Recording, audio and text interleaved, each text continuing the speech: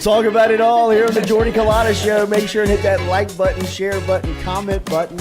You know, one thing about Jaden that I've tried to talk to him about is tightening his chin strap. Because he doesn't tighten it, so every time he gets hit, it looks like his helmet's all messed up. And it's like, oh God, he just got rocked. For the win! Caught! It's gone! LSU does it! After fucking Saturday night in Tiger Stadium, boys. Are you kidding me? Well, LSU fan came and stuck his spike in my booty. That motherfucker hard! Fan brought his 2 grandkids by and literally was just 30 seconds, just wanted to say thank you for the team and the season and what you did and how much it means to everybody here is truly what makes LSU special. Yeah.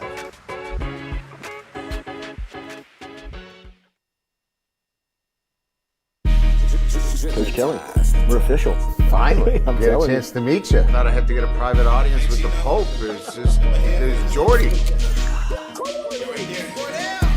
Monday through Friday from 7 to 9. Yeah, you see the notification. We about to go live. We got all your favorite guests. We got them in line. It's the Jordy Culotta Show. And Come have a good time. Tearing up, answering the question. I thought, my God, if she gets offered this job, she's going to take it. It's just a crazy, fun time at LSU right now. Isn't this what everybody loves?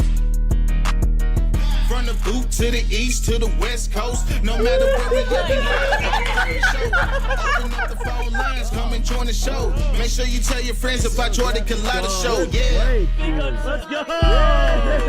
Let's go! All right. Big start. Big day. Nice start. It's the Jordy Culotta Show. Come have a good time. Coach, it's great to meet you. Thanks, Jordy. Thank you for the time.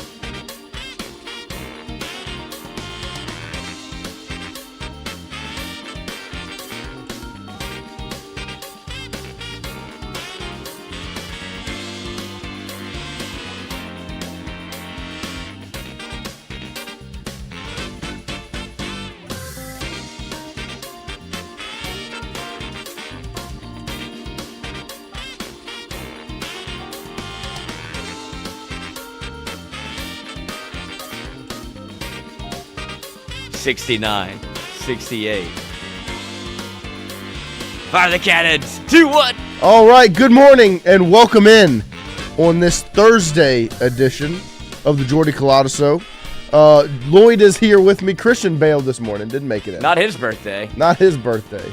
Lloyd is now 33 years old, officially. 33 in a day, I guess. I found out that it's my Jesus year. Somebody texted me that, and I was like, 33. what did he really do in 30 years of life? I feel like the last 3 were a great run. Like, generational run. It's because that's not really spoken about. Well, was he a kid performing miracles? Like, we don't hear anything about it. No. I mean, you do hear about him one time. He didn't go to the league. Didn't he go to the league? Yeah, LeBron. I mean, yeah, at 18. Kevin Garnett. Kobe Bryant. Lord have mercy. What was 18-year-old Jesus doing? Air Jesus. I'm just saying, I got time. Yeah, I mean, this. I guess this is kind of your thing. You need to go and research and figure it out. You can be like Mike, in-depth researcher. Be like Mike, yeah. But good morning. We're gonna change the topic from 18-year-old If I outlive Jesus, I'm just saying. You're saying what? Let my last 3 be my best 3. There you go. Let your last 3 be your best 3. Amen. Last night LSU baseball. Big time. Remember, some call it the original 3-peat. That's a good one. He was. Water into wine was the first one. If I could have one miracle, that would be it. Like, that would be the superpower. Right? Like, yeah, not healing the blind, letting the blind see or the paralyzed walk. We're going to turn water into wine. Yeah, we're going to date rape people. I mean, it probably would be a problem in 2025. But in whatever year that was, it's celebrated. I guess so. Sounds like a Louisiana cat. You think so? If you could go to a tailgate and turn water into beer. It would be an Ellis, like a legend on a Saturday. Oh. Ain't like, fishing. Oh, buddy, y'all are out of what? Okay. Out of fried fish? Got him. Yep. Out of beer? Got him. LSU loses to Alabama 22-0. Oh, my goodness. Jed Johnson, let me go through these ad reads first. Every day we're brought to you by R&B Builders, Rhett Bourgeois and the crew over there with R&B Builders. Check them out on social media. The phone line is brought to you by Southern Regional Medical Center. We'll see. We got some feelers out. We'll see if we have any guests on today on the phone line. Charlie Harvey, Jason Ramazan, that's the team over at Southern Regional Medical Center. And then every day, G Squad, G Team, whatever you want to call it. Gordon McKernan. Yep, we're not calling it that. Gordon McKernan, Louisiana's big truck injury lawyer. 888-8888. Get Gordon, get it done. The website's getgordon.com. Turn water into wine. You think so? Turn your wine into water. WHIN. What did Andrew Messina said? Our guy would walk on water for an LSU football natty. Our guy would walk on water for an LSU football natty for show. Yeah, I would. I mean, how long is the penance in hell? I feel like we've lived it though. Right. Like there's You think so? nothing worse. I talked about this with Lon. It was I don't know how that conversation went left and right, like to all different fields. Like we were spraying the ball all over the park. Like there's nothing more LSU than that, than the way that LSU wins national championships we're conditioned that way. Like we can't be Alabama. No, we could never we're be. Not going to win it again. We'd be insufferable. Right. I mean, like if LSU turned around in 2020 and Miles Brennan goes on this electric run of 3 for 500 and just dominates, LSU fans would be unreal. Yeah, we don't need that. We don't deserve it. No. Deserve the way it works, I think, is pretty good. Perfect. It's why LSU fans are who they are. Yeah, we're fine. Is because we have that 1 year that's awesome, and then it's not going to go right after that. You got to fire the coach and hire a new one so you can do it again. You were at the baseball game last night. You got all of it. Yeah, 100%. Carl Dunn in the chat says, "Get JD back on." We're still 100% in with Jacques. We've had him almost every week up until this one.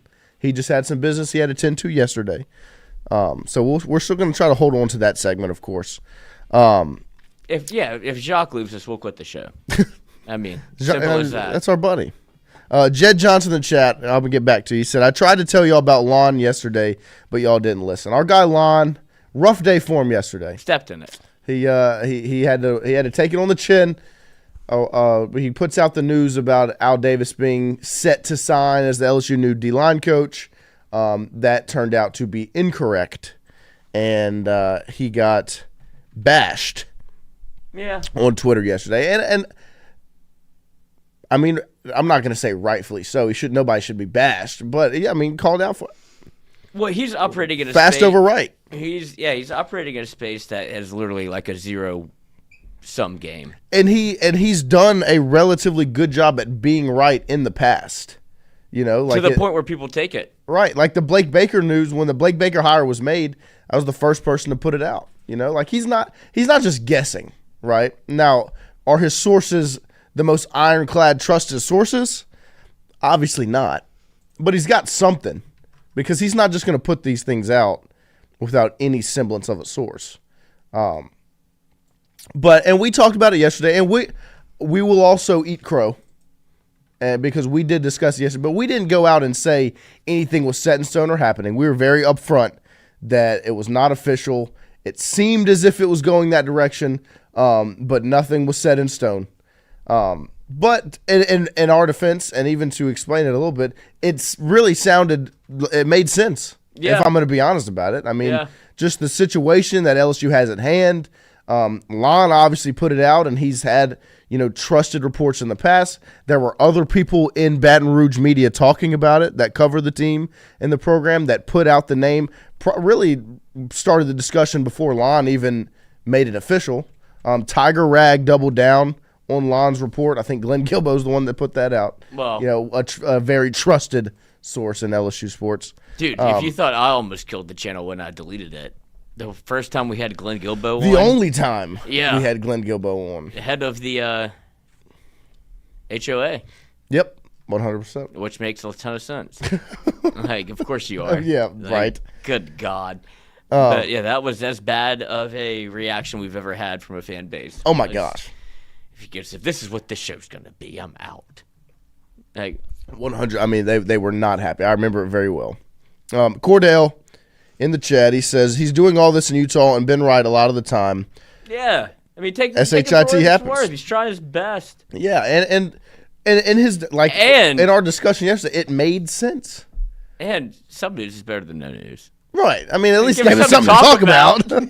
Like, I mean, be upfront and transparent. I changed the YouTube title from an exclamation point to a question mark. Right. To be upfront and honest about it, it is nice for these things to come up, because we've got to have something to talk about for 2 hours in the morning. Because we weren't going to talk about LSU men's basketball versus Kentucky. No. So, I mean, it was a nice little talking point to have. And now you have to ask the question, who will it be? Why haven't you made a hire? Right. To me, this one made sense. Like, it really, when you talk about the timing of it, the continuity between the staff, between Baker and him and Peoples and Davis and all these things. It's kind of shocking it's not him. It is surprising that this is not the hire, because a lot of things seemed like they were going to kind of fall into place, and that ends up not being the move. So it does beg the question, who's it going to be? Because Chapman was obviously everyone's first thought because of the past. He decides to stay in Gainesville. Joyner at Ole Miss is staying in Oxford, and now Davis at Mizzou is not the guy. So who is it going to be? Like, and to me, like we talked about before the Davis discussion, it was going to be, well, who's the one making the hire? That's the direction we're going to go in. To me, if it was Blake Baker pushing forward, his guy was going to be Davis, because that's who his guy was at Missouri. And that's who's trusted. Fatboy Slim in the chat says nobody wants the LSU job, period. And we did talk about it the other day. How attractive of an opening is it?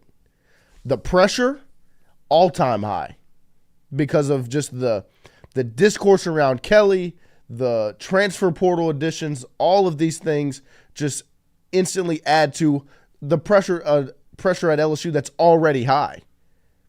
And now you're going into a playoff or bust season. Some people don't want that smoke.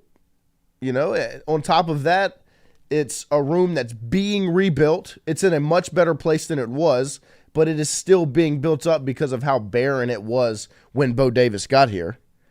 And then you continue on and say that it's a lot. The timing is the biggest thing to me, is that spring football for LSU starts in 2 days on the 8th on Saturday. So they have to come in, they have to get acquainted, and they got to get right to work.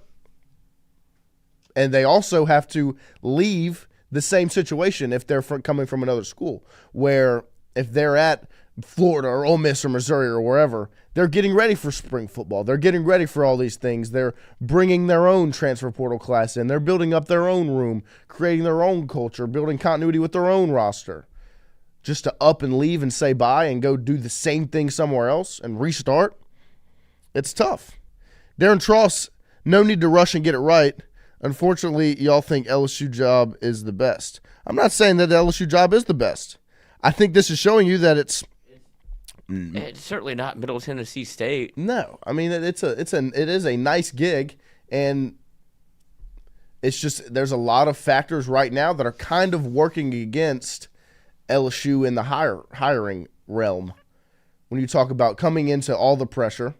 Now, I don't think that there's a lot of coaches that are scared of it. I'm not saying the guys that have passed on it are scared of it. But that's something. The room still needing to be built up.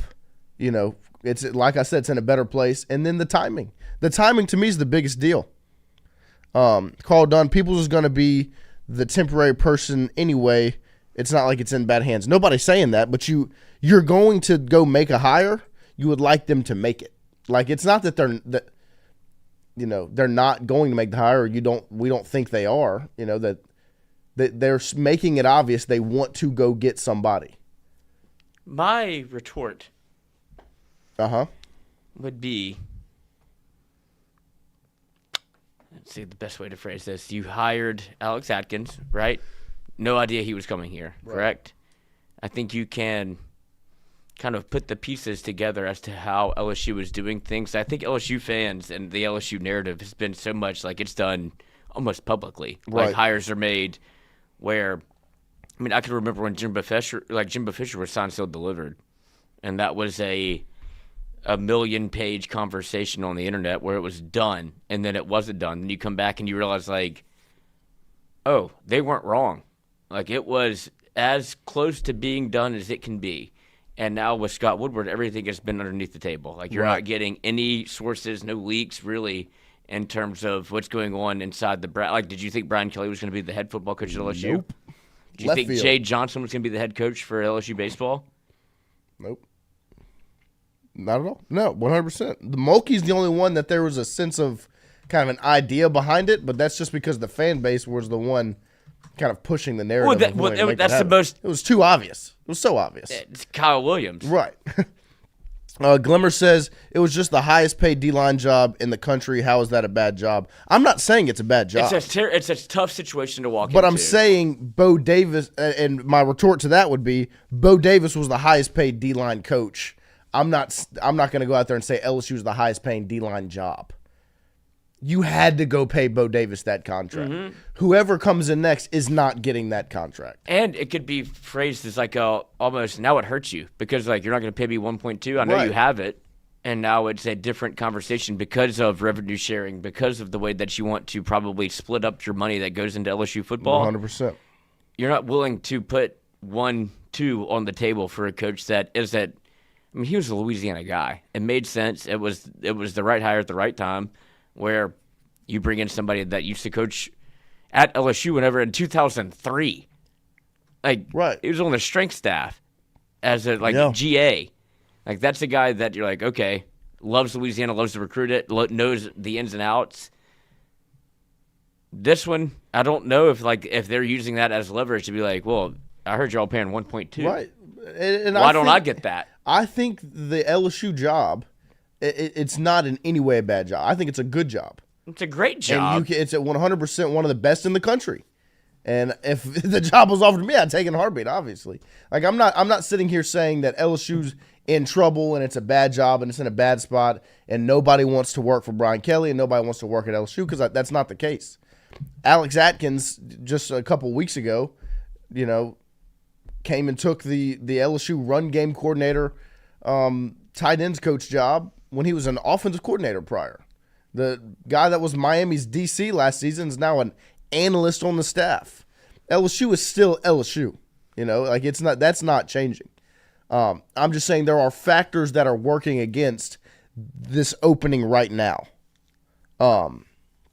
And so Brian Burgess says maybe there's a reason Davis turned LSU down, had nothing to do with just not wanting to come to LSU. None of the reasons that I've laid out are them not wanting to come to LSU. To me, I think the biggest thing working against LSU right now is the timing. Like, it's a tough time to, obviously it's not the most difficult. It could be worse. It could be August. No, but it's not so much timing as it's expectation. Like, you're walking into a situation, a scenario in which... Well, I think it's a strong mix of both. Yeah. But you have a strong staff. Yes. Already. And then you have Alex Atkins, who was a Burroughs Award finalist as an offensive coordinator. Now he's on your staff as a tight ends coach, but he also coached offensive line. Right. Like, you're trying to... Like, if those are the hires that you're making already, it feels like LSU is going after a big fish. I don't know what a big fish is on the defensive line. Like, I have no clue. Like... Pete Jenkins was called into arms, like called back into service, and thank you for your service. But he's in his 80s? Is that or 70s? Let me see what the official number is. I would like to say 86, but like that's not somebody that you have really have. 83. That's not really somebody you have like on the. I mean, I guess you could have him on the beeper, but. That's not where LSU is anymore. Like, you had to call him in a time when you were desperate. Right. Right now, you're not in that same desperate scenario of Lindsey being stricken with, like, a disease. The health scare. Where it happened in, almost, 2 weeks before the year started. And you're like, all right, you don't have a defensive line coach. You called and worked all of the phones to be able to get Pete Jenkins back. And you see him on the sidelines lumbering around against Missouri and avoiding tackles. Like, LSU's not in that same spot, but you do have that lore of him probably having some say-so in what the hire is going to be because you're going to lean on him. It's akin to Skip, but not the same thing. But it's somebody that you would trust to have an ear on that's very much impacted the LSU program on the defensive line, and maybe you're getting, it would be a wasted resource to not use him in this spot. Yeah. To find out who to hire. Right. I mean, LSU is take it for what it's worth, but it's still the good old boys club. Yes. They've always been like this. And for better or worse, it usually is a reason as to why they make a hire or don't make a hire. But it is very much a network that is connected in ways that sometimes we've heard about it, and sometimes it got out, and then hires weren't made. And then now it feels like it's very much the most quiet part of town. Yeah. Hunter Hall asks in the chat, what's the average salary of a D-line coach? I just looked up Gerald Chapman's contract at his salary at Florida. It's $600,000 a year, as reported on Florida Gators on Sports Illustrated. So, I mean, Bo Davis was double that, and I would know LSU's not going to pay somebody else. It was prominently double that. Right. It was very much well known. Had to be. Yes. It had. I mean, he's in a comfortable job at Texas, where he had built a monster. If you watched Texas this past season, I would say their best attribute was their defensive front, and that was still Bo Davis's guys. That's still the work he did. So you had to pay him that much. So whoever this next guy is, I would be hard pressed to imagine they're going to get paid that much unless it's so. But I don't even know who. Yeah, I mean that's not our arena. Right, not at all. But. Messi Spectrum says Kyle Williams. Cordell says the Edna Carr D-line coach. All these different things.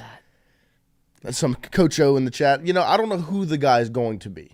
There's no, And also, there's also not a report that Al Davis at Missouri is turning this job down. There's not really it's been reported that Chapman says he's staying at Florida and Joyner the same at Ole Miss. There's not a report really saying that Davis is staying in Missouri. I will rebuke that just a touch because Shay Dixon did put out an article on 3. If you want to subscribe, absolutely do so because they have great information on the Bengal Tiger on 3.com. And he said he's talked to multiple sources saying that Davis is not expected to be LSU's hire as the next defensive line coach. And this is where he continues. One thing in my experience during the current search for a new defensive line coach or just a coaching hire in general is that it's been very quiet as to the list of top targets. So that's somebody that's been around LSU a long time, whether it be the Les Miles era, Ed Orgeron era. Shay's been covering this a minute, and he's seen every facet of of covering a hire. And if he's the one reporting this also, saying like, I've talked to sources that say that Davis is not the hire, that's the one I would run with too. Yeah. Yeah. No, I mean, but 100%. that also doesn't give me any credence to think that like we should know who the next name is. No. Like I mean, Gerald Henderson made sense. Al Davis made sense. Or Chapman? Yeah, Gerald Chapman made sense. Gerald Henderson, he played basketball for basketball, Duke. the bald guy. Yeah. Yep. He had a bloody nose. Or gave the bloody nose against Charlotte Bobcats. Yeah. Yeah, no. Immaculate grid, definitely. Definitely. Chapman made sense up front. And then obviously Al Davis made sense in the discussion yesterday. So, and Brandon Hollingsworth in the chat, this is setting up perfectly for Edo to return to LSU as D-line coach. They're just waiting on him to get back from the Bahamas with his blonde bombshell to announce. It would be unbelievable. And then Brian Burgess asks, LOL, you think Coach O would come back to LSU after what happened? 100%. I think he is just crazy enough to be like, he we would come good? back in a heartbeat. Like, we're all good here, huh? Everybody would be like, yeah. It's his dream to be like. But would LSU have Coach O No, back? absolutely not. Never. Like, no, that was a fucking disaster. It would cause, to bring him in as Brian Kelly's defensive line coach. Like we said the other day, he would start pointing out every spot in football ops. Like, oh, you moved the picture I had there. What happened to the couch that was there? It's inviting your stepmother over to, like, Thanksgiving. There you're going to talk politics. Something's going to happen. Fat Boy Slim says Ryan Nielsen. That is the name that I am continuing to have my eyes on. Right. Because he's not a big-time and like title coach. Right. I think he's a defensive analyst for the Buffalo Bills. Like, is that right? About to pull it up here. Let's see. But he's not a defensive line coach. He's not a end title. Yep. The Bills hired him as a senior defensive assistant. Right, and he's too young for that. Right. He also had a crazy transformation. Like, looks totally different than he looked 10 years ago. Yes. But, however, it was a guy that LSU had circled previously and wanted to bring in as, I think, a defensive coordinator. And he was kind of whisked away to be like, hey, don't, like Sean Payton was like, don't take that job. Yeah. I'll make sure you're made whole in New Orleans. But Sean Payton wasn't exactly wrong. No. In any way. Protected him. Yes. But when you go back and look at it now, madhouse. But right. If you're a defensive analyst for the Buffalo Bills, probably a great gig, whatever. But if you're a Louisiana guy and you have ties to Louisiana and you want to be the defensive line coach where you are almost a defensive coordinator and one person stopped you, it would be a great way to get your lick back if you're the Saints. I mean, if you're LSU against the Saints, to be able to be like, got one. Right. Well, and it would be a smart move probably by him because this can improvement elevate of a your job. career. Yes. If you want that. Yes, 100%. So, Alex says, because of the timing of spring football, do you think LSU will look into the NFL for a hire? That also could play a factor. Like in why a guy like Nielsen would be the thought is because he's not having to uproot from a recruiting class and a transfer portal class and spring football and all these things. He's not having to worry about it. That's why when somebody in the chat brought up Brian Kelly's guy, Elston, whatever, he's with the Chargers, but he coached with Brian Kelly at Central Michigan and at Cincinnati and all these. It made sense as well, but I don't think.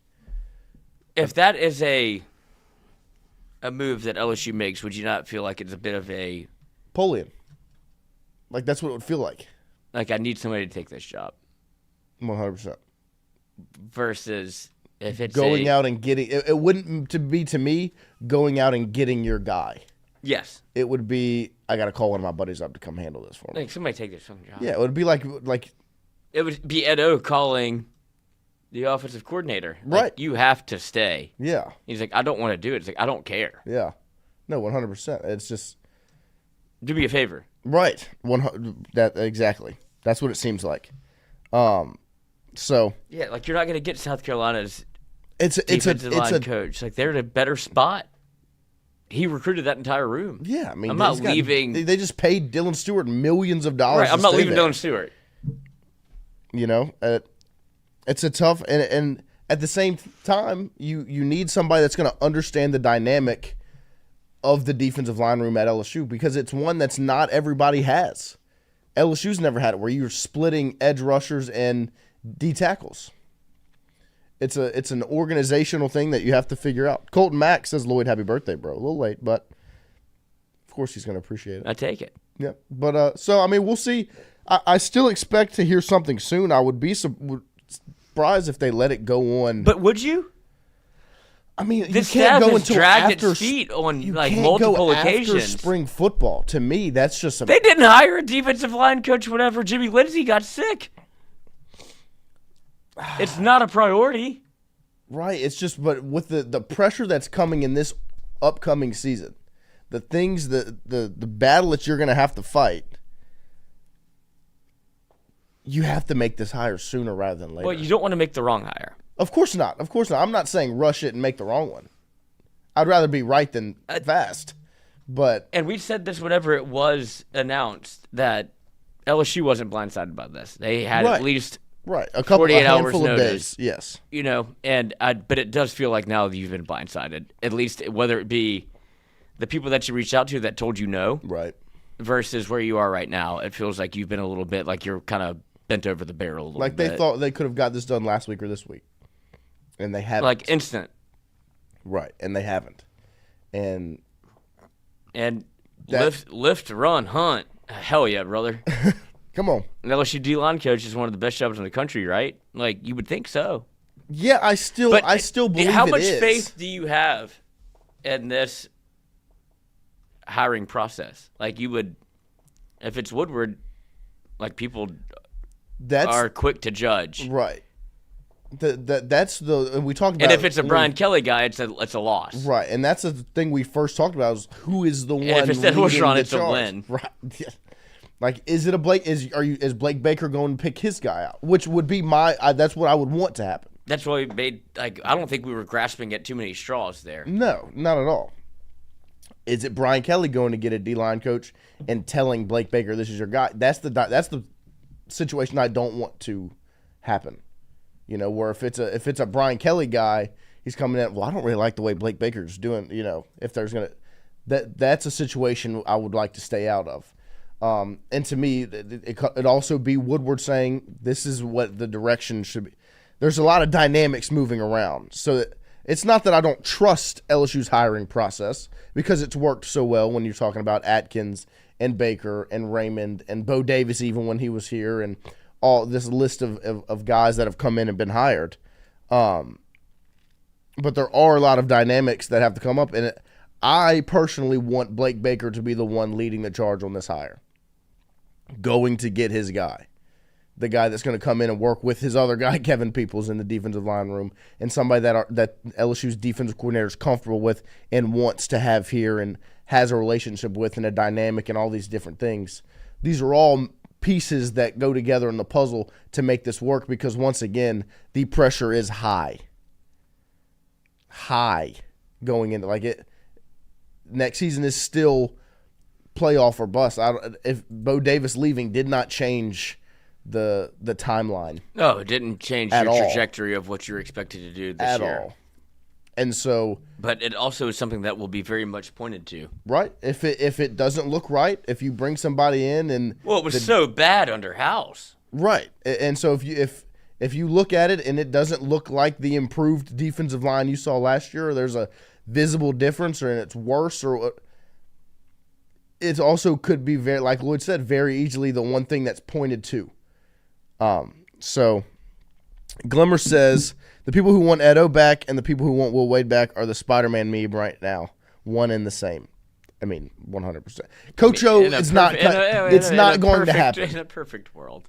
What? I mean, It's not going to happen. Neither would. Either one is good. I'll they're lose not going both to happen. testicles. To me, Coach O is not going to come back and coach in the next couple of years. He might, in the deep future when he's run out of the free money that he's getting. Will Wade's going to be every dollar. Will Wade's going to be, at another SEC school next season. That's not named LSU. Yeah, you'll see him again. Definitely. But when it comes to D-line coach, we don't have any names, any of that type of information to give you. But in my opinion, I would still like to see this hire happen in the next couple of days, in the next week or so, because you don't want to let this go on too long. Just simply off of spring, Yeah, I don't want to make this. I don't want to make this hire during summer workouts. Well, no, it's just it feels to me like if you want to throw take the health part out of it, but like the Jimmy Lindsay scenario where you were forced to make a hire in that regard, where it was kind of like pressed upon you, and like you're operating under a very strict timeline, and you didn't do anything. Yep. Until you really were like, this is not great. Well, like that's what gives me that's the side that's like the pessimistic view of this whole thing of if it takes this long, like you better do something. It's only going to get harder to make a hire as time goes on, especially if you're going to get somebody from another school. Like it's the longer they're there, the more difficult it becomes. And Spectrum says spring transfer portal. That's also a factor.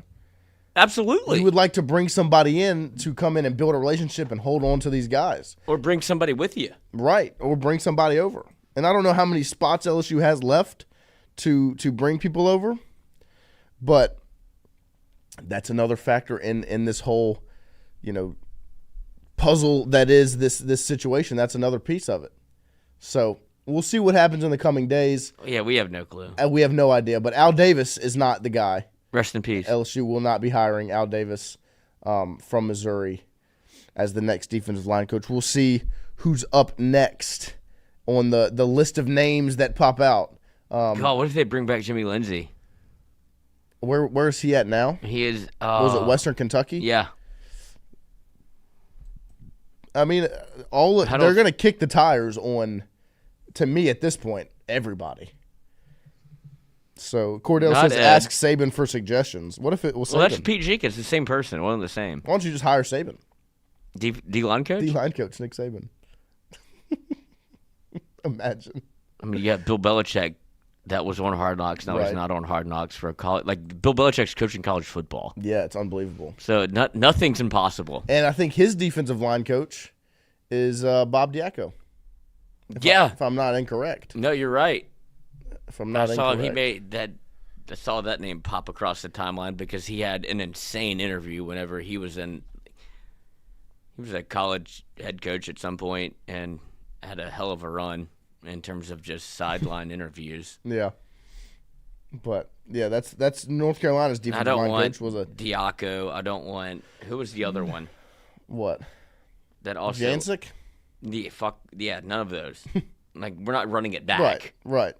So we'll see what happens. Yeah, I mean, it's between a Nuss injury and a D-line coach leaving you at the altar before football starts. Like, good for Brian Kelly. Yep, got excuses built in. What about Doug Nussmeier to coach the defensive line? Yeah. Yeah, we'll see about that. Bob Sacamano. But if you missed it last night, LSU baseball turned a page. It was not a repeat of Tuesday night. Oh, we saw that coming a mile away. Yeah, I mean Lloyd called it yesterday, and somebody in the chat said as well. I don't remember exactly who it was. Somebody in the chat said I think it was Fonz. Fonz Ferrelli, our guy. It might have been. I was in the box last night. First time I got out there this dirty year. Boy. Alec box. I was at Alec box last night. First time going since the national championship season. I didn't make it out there last year. I didn't go to a game last year in the box. That's disappointing. But went there last night, check out the team. It was good to see. I'm sitting on the third baseline. Yeah, I seesawed at the playground. I was sitting on the third baseline, and I saw Bear Jones run out to third base, and I was like, whoa. what's happening.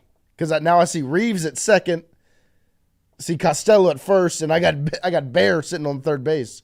It was hilarious. But, I mean, he didn't get anything hit to him. I tell you what, when he was first out there. They're not taking him out the lineup. No. He had 2.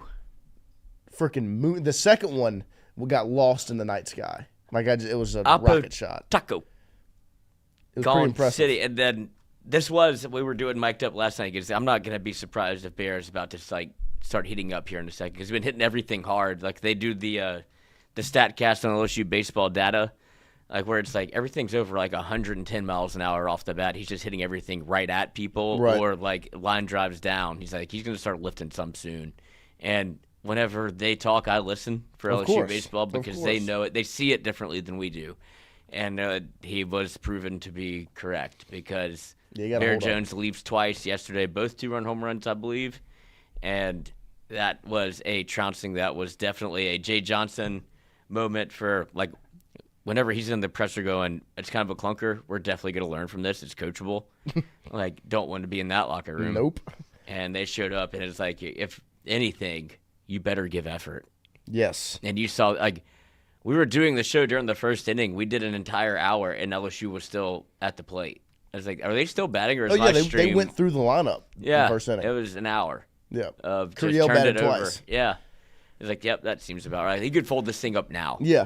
I think it was 7. And poor North Dakota State. Yeah, there was a couple of North Dakota State fans sitting, kind of. It looked like they were maybe family members sitting up. And, it's the 7. It's 7-0 after the first inning, and I was just like, yeah, I don't know how long. I mean, people started getting their stuff and heading back to their car because it was a little chilly last night, but it was 7-0 after 1. Obviously, North Dakota State steals a run in the I don't remember what inning it was, maybe the second or the third, off of a missed catch by the catcher. It was not a wild pitch. Not a wild pitch. It was a pass ball, if anything. It hit Hernandez's glove, didn't catch it, and I tell you what, it got the fans sitting around me riled up in whatever section I was in. I don't even remember. It was well, that's the same issue we had last night. Here we go again. About to give the game away because we can't catch a ball. I was like, oh, Lord have mercy. It's like it was one time. It was in the second inning. LSU puts up a 7 spot, crooked number in the first, then gives up 1 run in the second. And off of they're not wrong in that the ball should have been caught. It hit Hernandez's glove. He didn't catch it. He gets past him. They score a run. Okay. They score a run. 1 run in the second inning. And it was like, I tell you what, it opened a whole can of worms. Because obviously the people that I was sitting around were there sitting in the box on Tuesday night and watched the debacle where it's wild pitch, pass ball, wild pitch, after, in repeat. And so they didn't want to see it again. So they were a little, on edge. Then they were upset about Stanfield getting picked off at first base. Oh, God. And that was before Bear Jones' first home run, I think. And it should have been a grand slam, but now it's only a 3-run shot because Stanfield got picked off because we want to run the bases. Like, they're still adjusting to this new brand of baseball that's being played. Because LSU, over the last 2 seasons, Stanfield would have sat on first base. Nothing would have happened. Curiel would have got walked. Do what? He wouldn't be on your team. Right. 100%. He's 2 for 3 yesterday and scored a run. He turned over the lineup, did a great job. He since being placed in the 9-hole, he's done a spectacular job at turning over the lineup. Tell me if this is a stretch to think that 8-9 spot, and I'll just focus on, you obviously see Tanner Reeves get another shot at playing, because not playing he doesn't feel, and this is not me saying it, this is Jay Johnson saying it, like he's not the most comfortable at third base. He's the second baseman. Right. Like you can see the way that he plays the infield, that's a different throw for him that he's still trying to adjust to, and he's rushing through everything infield-wise. But the guy hit 400 and a lower-level baseball, but still 400 is 400. 400. Baseball, it don't change that much. Right. Still a round ball and a round bat. But to have Stanfield at that 9-hole and him playing the way that he is, between him, like Curiel's going to hit the wall at some point. Right. That's baseball's going to baseball. Like the same thing that you saw with Milam last year, the same thing you saw with Larson, where it wasn't great and then it was awesome. And same thing you saw with Braswell, where it wasn't great, and then he got good. Go back to Bears freshman season, where he was nonstop As lineup. good as you can be, Right. and then he started like scoreboard watching. He was Yes. like, "Oh shit, I'm batting 210." Yeah. Like now I'm not playing. Yep. These Yeah. are freshmen. But that your Curiel's had incredibly good at bats, especially in the leadoff spot where he draws a walk in the first. You're like, oh yeah, this is exactly what you want to see. But having that at the top of the lineup and having Stanfield at the bottom to be able to turn that thing over, this is the best version of LSU baseball that you can have. Like Daniel Dickinson does it again. Right. Larson ripped one to almost at a homer.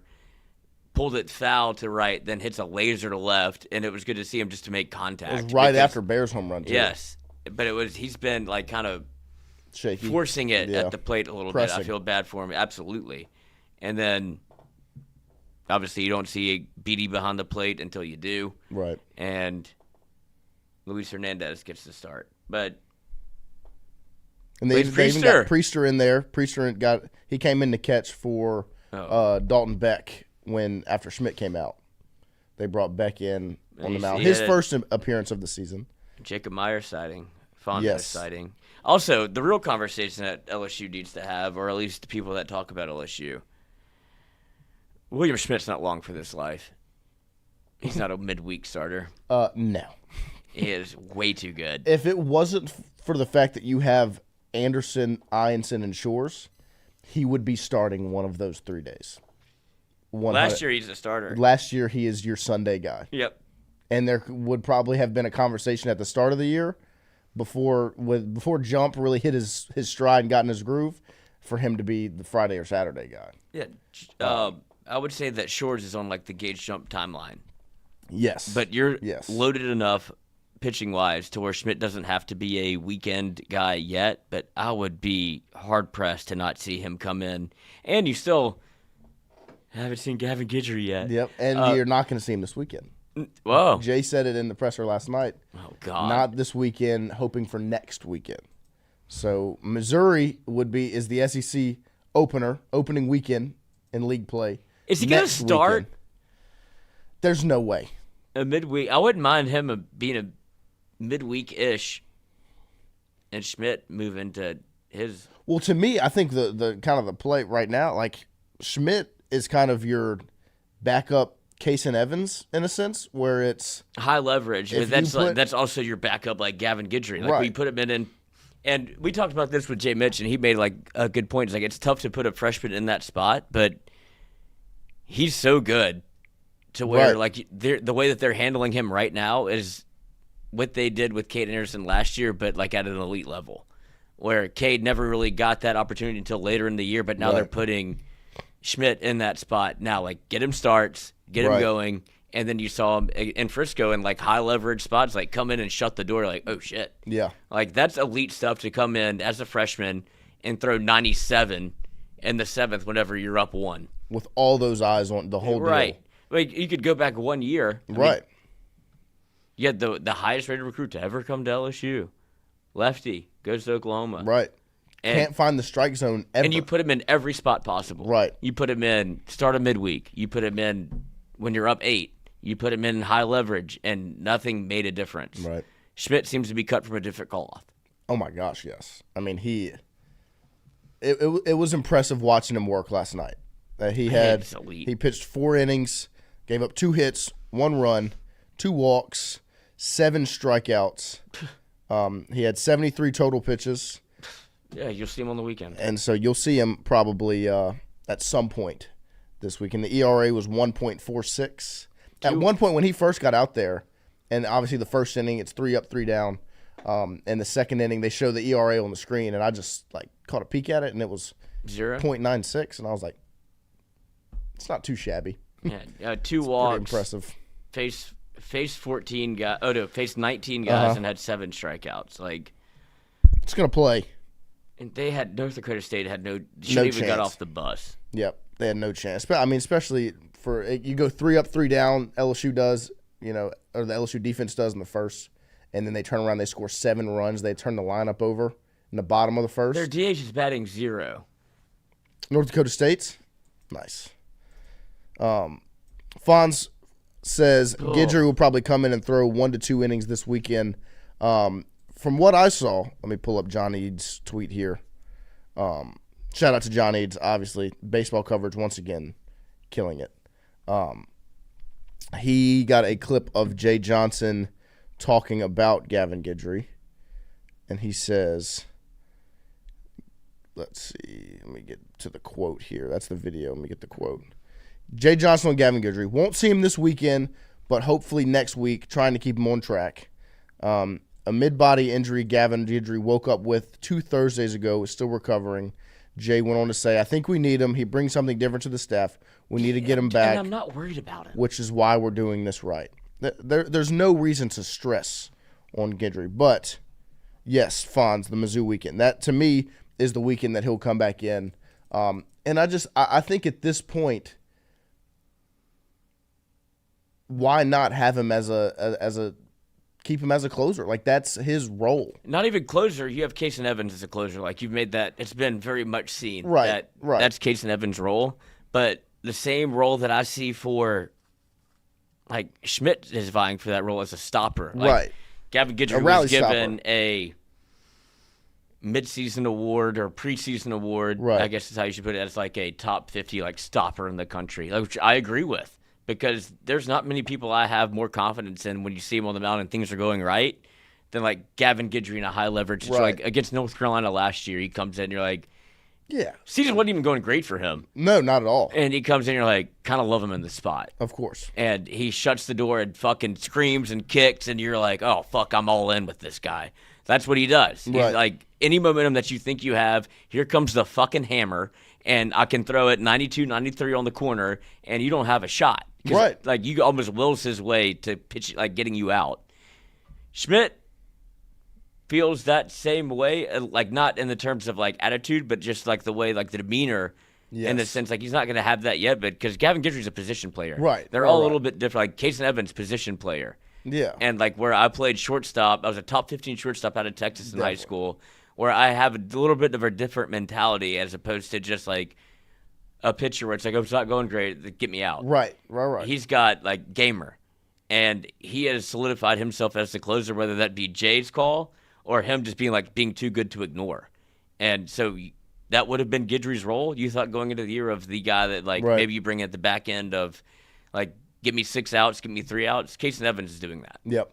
So now Guidry has to find himself in a different role, but I do think it is still that stopper role. Yes, it's not the starting spot. Now the midweek starter spot, I guess, would still be kind of up for grabs in a sense, but that's not going to best serve LSU baseball. What would be best for LSU is, like Lloyd said, a stopper role for Gavin Guidry, and you kind of need him.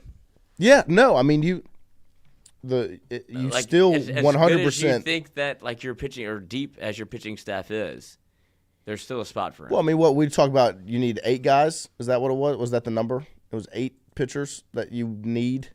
You need to have 8 guys on your staff. You think you have 10, you got 8. Yeah, I still think Gavin Guidry's a part of that core 8 guys, like, that are important to the success of this team. As nice as it is to have added guys like Schmidt and Ware and Cowan and Evans and this list of names, Guidry is still in that group of he's going to be vital to LSU's success this season. So it would be nice to see him get back onto the diamond, but that will not be this weekend against North Alabama. That will be hopefully next week for LSU, as next week they would take on Xavier and Missouri, all at home. So we shall see what happens there. But all in all, hold on, let's see what Missouri baseball is doing. People are getting upset left and right, but this has been pegged as a possible sweep scenario for LSU. Okay. I just want to see what their record is real quick. Figure it out for us. But good win for LSU. Sack tracker. I don't think that's what we're looking for. Schedule.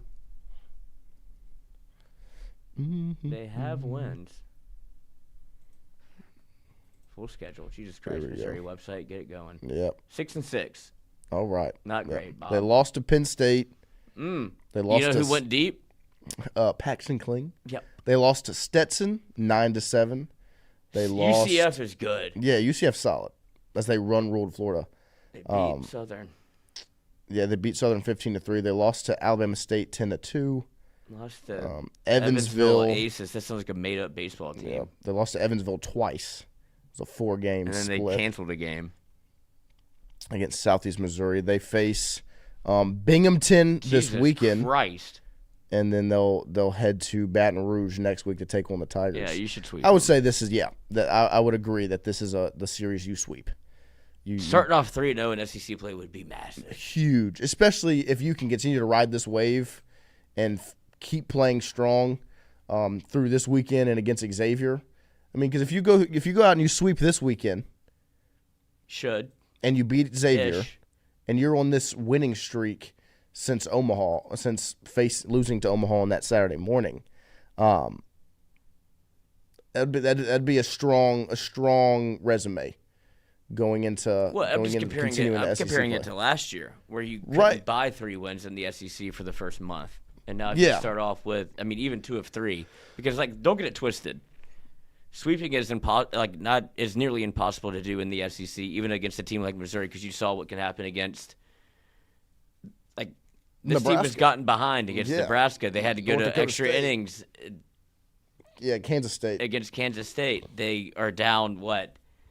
7-1 against a team that has 1 win on the year. Baseball does that. So I'm not expecting a sweep from anybody at any point. But to take 2 of 3 would be an absolute feather in your cap to start SEC play. Then you go to Texas, which will be a phenomenal series. I don't know if they've seen them since 2009. In a series? Because LSU played Texas last season. That was the Luke Holman game.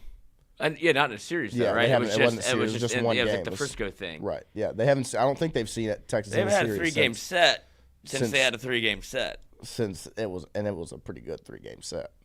If you're an LSU fan. If you're a Texas fan, there's probably still a little. Because, and then a couple years ago, that was – Dugas hit the big home run against Texas in that game. So, yeah, this is a like we said, it was nice to see LSU go out and perform the way they did last night, where it was just kind of shut everybody up. Because there was discourse on Twitter and social media, and these Tennessee fans are insufferable when it comes to LSU being down to North Dakota State. They went out, they took care of business. They were in a. It was yesterday. No, 2 days ago, where it was a little bit close, and they hit 3 grand slams. In the same Tennessee. Baseball game for Tennessee. Yeah, they were. I think it was 10-9 going into the 7th or the 8th, and then Tennessee rules them by grand slam after grand slam. Yeah, they're a problem. Yeah, no, they're very good. That, like I said the other day, there was one circle around LSU versus Tennessee's weekend before the season. You've probably added 3 or 4 circles around that series because it's going to be unbelievable. That's one of those weekends that you just can't miss. If you're an LSU baseball fan and you're in the area, or even if you're not, WatchParty.com. 100%. It's going to be a special, special weekend. So we'll see what LSU can continue to do. They take on Xavier next week. They have North Alabama this weekend as they – they're on a little win streak. What would be the total now? You beat Omaha, then you get Nichols, Dallas Baptist. You win the 3-game set. Now you've won 2 more. So you're on an 8-game win streak if you're LSU. Knock on wood. Stay solid. Keep it rolling into this weekend. We're going to take a quick break here as we have creeped into hour number 2. You've won 13 out of your last 14. Yep. Pretty good. Pretty good. I loved the response last night by the team. We're going to take a quick break here, get you rocking and rolling as we get hour number 2 started. With Red Stick Sports. Red Stick Sports, a local staple in Baton Rouge to all sports fans, was founded back in 1981 and has remained a family business for over 40 years. Today, they still have the great selection on the floor, but they're also a leader in custom apparel for businesses, sports teams, and other groups. Take it from us, everybody over here at FM Digital Media. They help us out with all of our apparel. Let them help you out today. Go ask for Cody over at Red Stick Sports. Check him out online at redsticksports.biz. The Jordy Culotta Show is brought to you by A-Bears Lawn Maintenance. Commercial or residential, A-Bears Lawn Maintenance is ready to work. A-Bears can tackle all your homeowners association requirements. Call Blake at 225-485-8022. A-Bears Lawn Maintenance. Are you looking for sound financial advice? Then get in touch with Daniel Newman of Edward Jones. You can call him today at 225-261-8262 or email him daniel.newman@edwardjones.com. If you're planning for retirement, saving for college for children or grandchildren, or just looking for sound investment opportunities, get in touch with Daniel today, 225-261-8262, located on Magnolia Square Drive in Central. Daniel Newman of Edward Jones. Well, the Oscar Andrews Sports Medicine Institute collaborative effort was an idea from Dr. Andrews and myself to bring together two great names, the Andrews name and the Ochsner name, to elevate the quality of care for athletes in the state of Louisiana, where he's from. I always thought I would come back to Louisiana and practice orthopedics with my subspecialty being sports medicine. This was an opportunity through Ochsner's to come back and work the entire state to help develop and take sports medicine to a new level. As an orthopedic surgeon, what this means in the future in terms of, access for our community to the type of care that Dr. Andrews pioneered, words can't describe how valuable that is. Ochsner has a great opportunity here to really grow, and Dr. Burnham, of course, is the mainstay of making that happen. If you want to have first-class sports medicine care, check in with Dr. Burnham and his group, and you'll be more than impressed and pleased. 48 Insurance Agency, established in 1946, helping you with your home, auto, commercial, life and health insurance needs.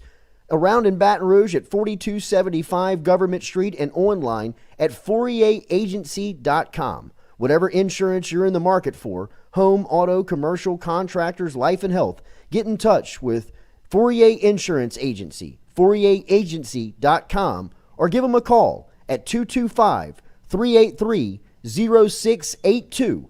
48 Agency. Get Gordon and get it done. Yeah, everybody know Gordon in a 225. And he done link with Big Four. He got buku ties, Ferrari sliding, flying in a new coupe ride. And every time I ride by, I see a brand new sign. I'm with Gordon, I know that he gon' get it done. Whether it's a big truck crash or a hit and run, recovery funds, he fighting to get a ton. Mike Epps, man, we all about the Benjamin. Handling injuries, man, are you kidding me? Gordon McKernan, that's champion energy. Yeah, family man with a family plan. Get Gordon, he gon' fix it like a handyman. Get Gordon and get it done. Welcome to Trifecta. Trifecta Sports Therapy in Baton Rouge. Recover, repair, restore. At Trifecta, they believe in total body wellness. Trifecta gets the body back to its full potential. Whether you're a youth or pro athlete, a pre or postnatal mom, or if you lead an active lifestyle or a senior citizen, Trifecta has the class, the sports massage, the sports therapist, the stretch therapist, or the equipment like infrared sauna, cold plunges, and golf simulators to find your best. Find Trifecta online at trifectasportstherapy.com or check out the beautiful facility today, 8221 Goodwood. Trifecta Sports Therapy. Hey, Tiger fans, when traveling through Natchez, Mississippi, make sure to visit us, Tom and Wright Granning, at Go Mart on the Go Deli. Go Mart has clean restrooms, community coffee, an awesome beer cave, and a great selection of anything you may need on your trip. Located at 4 Sergeant Prentice Drive as you're entering Natchez on your left. Also stop by Wardo's Po' Boys at 309 North Broadway on the beautiful Natchez Bluff, where everyone is family.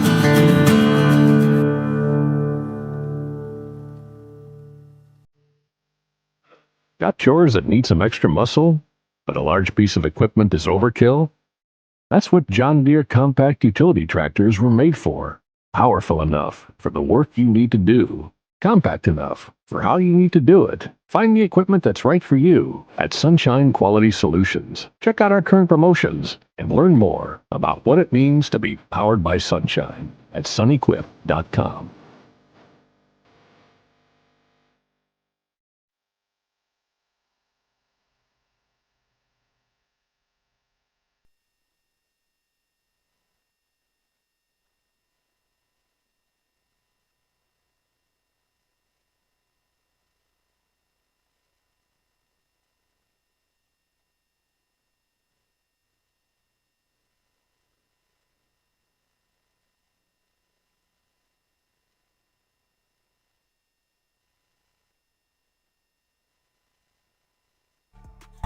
focus on getting deposits. Evil in the way, now I'm just driving around it. They said I need a soul searching, I already found it.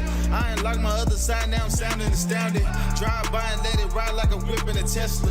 Pressure never fazed me, cause I'm bigger than pressure. I'm on my grind, bullshit, can't fit on my schedule. I'ma do what's best with me, you can keep all your lectures. Spend the summer stacking bread, might be gone till November. Pulling up like Trey Young just to freeze up December. I got niggas on the blood like traditional sinners. OGs love me, so I hang with traditional winners. I took a break for a minute, I had to go charge up. Had to focus on my business, I'm coming back smarter. Hit up DJ, tell him go like I'm dropping the Carter.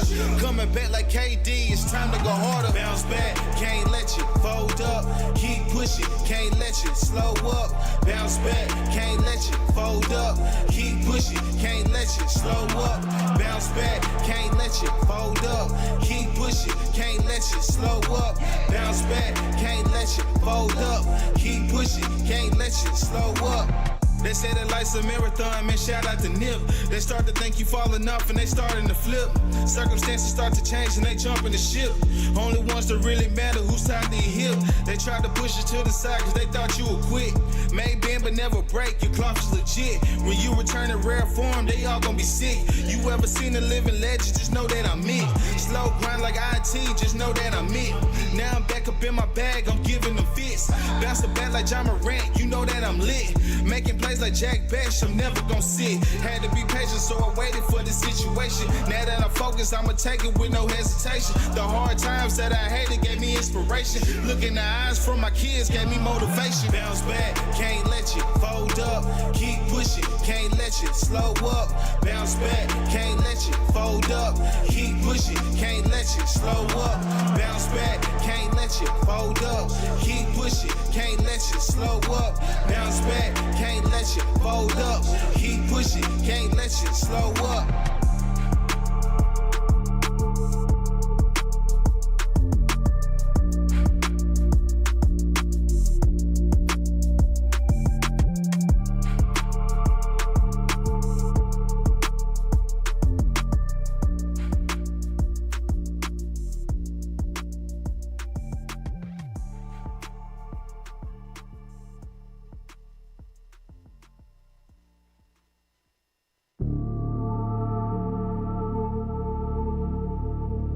You read that correctly.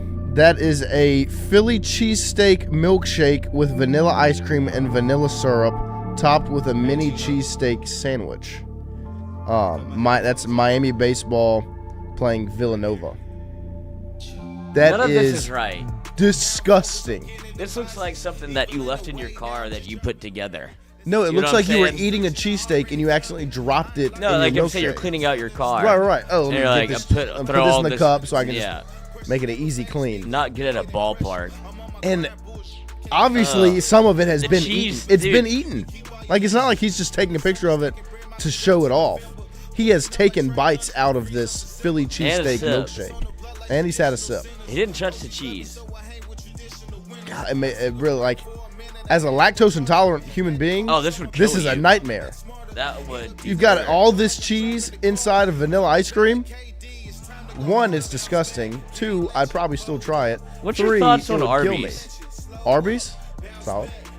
I'm not like I'll go to Arby's often. I don't think there's a lot of people that are like standing for Arby's. No, but I mean, don't it's think not- it deserves the shade it gets. No, I'm not upset about it. I mean, it is an interesting fast food concept of we're just going to make a bunch of different big meat-inspired sandwiches? meals. But like, Then they got in the Euro game. So look, they have the Arby's right there in Fries are the, elite. The Creek, yes, the Creek Center by LSU on Burbank and Yeah. Wesley and all. They have Arby's Dude, right there. That's so funny. Whenever Stewie didn't have his car, so I'd have Right. to bring him, and he used to live right over there. It's Uh-huh. like they're building a new Arby's. I was Yep. like, this is a shot in the dark. I was very surprised to see they built it. But what I was People going to were say going? is, if the Whataburger was packed, the Chick-fil-A, the Atomic Burger, that whole deal in that area was packed. I mean, you're going through a lot of hoops. And I was starving. I'd pull into Arby's and I'd be fine with ordering a nice number little one. sandwich. Yeah, I mean, like, you don't even have to get the beef and ched. No, just that's gross. No, just get a number one. Get a solid Sammy. Rock and roll. The trick is, I'm an He's Arby's. talking about Arby's stands. He is one. I was. This is the Arby's trick. You go there, you get the number one, you ask for the Anjou sauce that comes with like the French dipper. Of course. And you put it on the real sandwich, and you dip your roast beef into that, and it's fucking phenomenal. But I was an Arby's kid. There's nothing wrong with Arby's. Like it. Milkshake's good. Yeah, like I mean, fries are elite. I mean, they don't have those anymore. No, not they used to be very solid. I wasn't an Arby's child. Well, like I didn't grow up on Arby's. I mean, it's more like that's more bad parenting. But I remember the first time I went and got it because I was like, I guess I need to try it just because it needs to be at least in the Rolodex of I've had it before.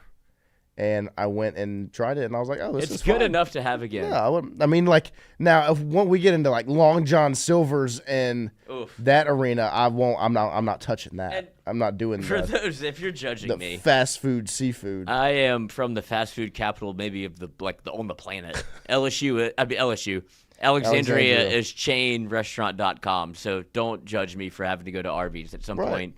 We're a Blockbuster family. We're an Arby's family, and that's it. Yeah. And cook at home. Right. And figure it out. But that's where Amen. and go around the circle. Arby's family. And be late to school. Of course. And it's somehow the kid's fault. Yeah, it's always the kid's fault. Always the kid's fault. You're the one that drove here, right? No. No. Still your fault. But yeah, no, I mean I've got no hate on Arby's. What's your favorite fast food spot though? Like if you had to pick? I love the way I'm treated at Popeyes. It's always you have to be on your A game. Of course. Go ahead. Yep. Never. It's the opposite. Nah, we don't have that. It's the anti-Chick-fil-A. Well, my favorite thing about Popeyes is you never know what you're going to end up ordering. You could end up with 15 pieces of chicken because, or two. Well, the same thing. Not ready. Your idea of what you're going in to get, they might not have it. It's not up to you. They might not have it. Which I love the grab bag experience. That's what I'm saying. That's my favorite part about Popeyes. Had to get. I don't fast food a lot. Jimmy John's. Jersey Mike's, but I'm hesitant on the new Jersey Mike's. They got bought up by Deep State, so. Oh wow. Yeah. They added a Jersey Mike's into Central. Central is the opposite when it comes to fast food restaurants. They didn't have many options. You've got a Sonic, Taco Bell, McDonald's, like when I was in high school, those were kind of your four.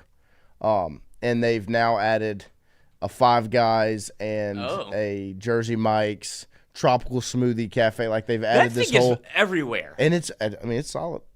I'll do. I actually have a coupon, free smoothies for a year. Right, it's one smoothie a week for a year, and this thing has not left my phone. I've had it for a year and a half, and I got a free smoothie this week. My dad walked in there one day. They handed him the coupon.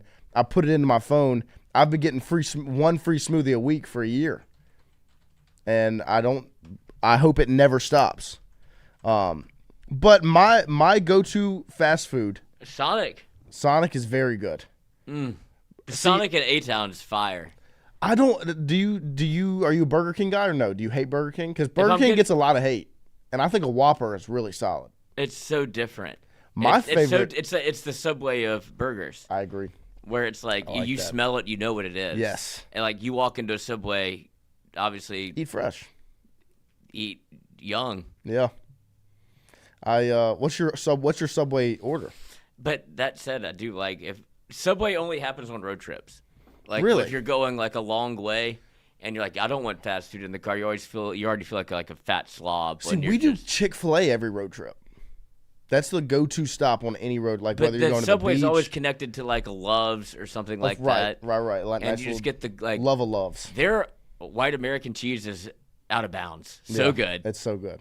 And you get that toasted. If you know how to order at Subway, you'll be fine. Right. But it does definitely have a distinct smell, baked Lay's with Diet Coke, and you're like, all right, I don't feel like the worst person on the planet. Right. Shout out Jared. But you're like, okay. Because if you start doing the Burger King route, McDonald's route, you're like, ugh. Yeah, we do Chick-fil-A, like, because, I mean, we go to my dad's family's. Chick-fil-A grilled tenders? My dad's family's in Shreveport, so we go up to Shreveport 2 or 3 times a year. We always stop at the Chick-fil-A in Alexandria. The A-Town Chick-fil-A on the way to Shreveport. Oh, my God, that stopped traffic.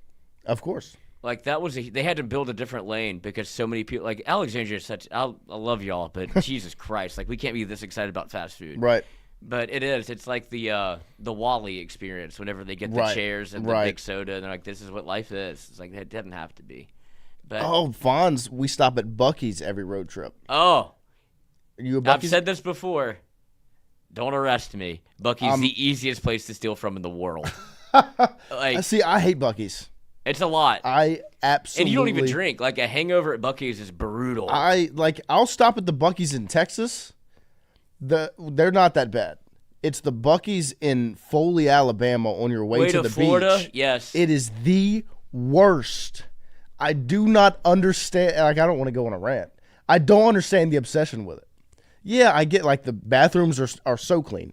Like, if I need to stop to use the restroom, especially if it's a numero dos, I'm stopping at the Buc-ee's because I trust cheap the cleanliness ice and clean bathrooms. That was their calling call. 100%. Skip Bertman, they just sold the playbook. 100%. But to me, the traffic in the parking lot and getting in and out of the Buc-ee's, it adds 30, 45 minutes to your trip.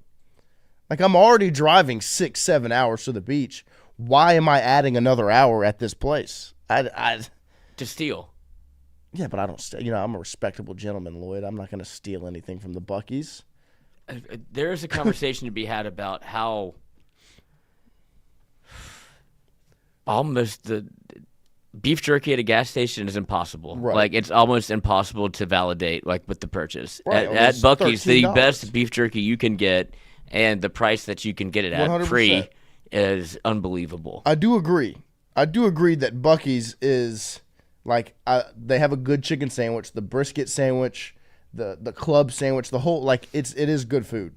Oh, yeah. But it's free. I can't justify the extra hour added to the trip. No, I get that because it's become so much of a, like, you have to do it.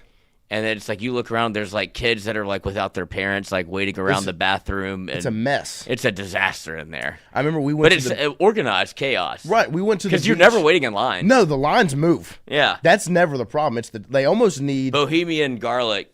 They almost fire. need like police officers outside directing traffic, just because of how much of a mess that it can get. That's my You biggest can buy thing. merch. You can buy a grill. Course, You could probably buy a car. My family loves it. That's part of the reason why I hate it, because we do it every time. Yeah, well, we do it most of the time. Yeah, and I get it. I get both sides. Especially when I'm driving. I hate having to maneuver. Well, because it's not that close to where you're trying to be either. No. Like, it's another out. Like you Going said, out it of our adds way. 35 minutes, and you're like, oh, we have to go to Buc-ee's. Like, do we? And you do. Because And- it does line up with, like, probably should get gas. Right. Yeah. No. I mean, it makes sense on why Buc-ee's has done what they've done. Like, it's the perfect. Elite. It's the perfect stop. But it just I just wish can't. less people knew about I it. can't add the time. Like, that's my big. Like, I'd rather just get to the beach. Fonz. Let's go. No. Glimmer. Busiest restaurant opening we've ever done was when he worked at Cane's in Alexandria. People waited in line, and I was one of them for the opening of Raising Cane's in Alexandria. Tried to make some content as a young buck. It's like, well, maybe film some people in line. Oh, wow. And it just turns out that hey, shout out Cane's. OG Cane's was elite. Yeah. Like, if you talk to an old head from Baton Rouge, like people that are here whenever it started, like it's like almost lore. Right. Where it's like, this used to be, I mean, it's still fire, but it used to be like double D's. Yeah, Cane's, it doesn't. Now we're on Ozempic chicken. Yeah, the chicken is not the same. And the Cane's in Central was the spot as well, because that was the only thing that you really had. But the fact that people waited outside of line that's unbelievable. In 2006, I can't believe we saw each other. Like, I was there. That's awesome. Nothing to do in that town. Yeah, John Quav says the club sandwiches and brisket tacos are worth. We're stealing.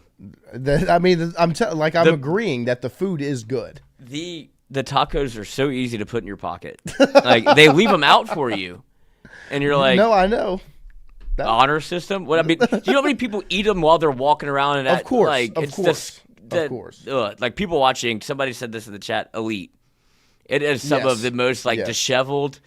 Like, especially in the so tired of being on vacation people versus Yes. the people that are going. It's like White Lotus. Yeah. It's like an episode 100% of like people like, this is you before vacation. Everybody's spry and like in their bathing suit versus like, I don't even think you're my it's kid a anymore. before and after photo in person. Well, and you get different groups of people by the area.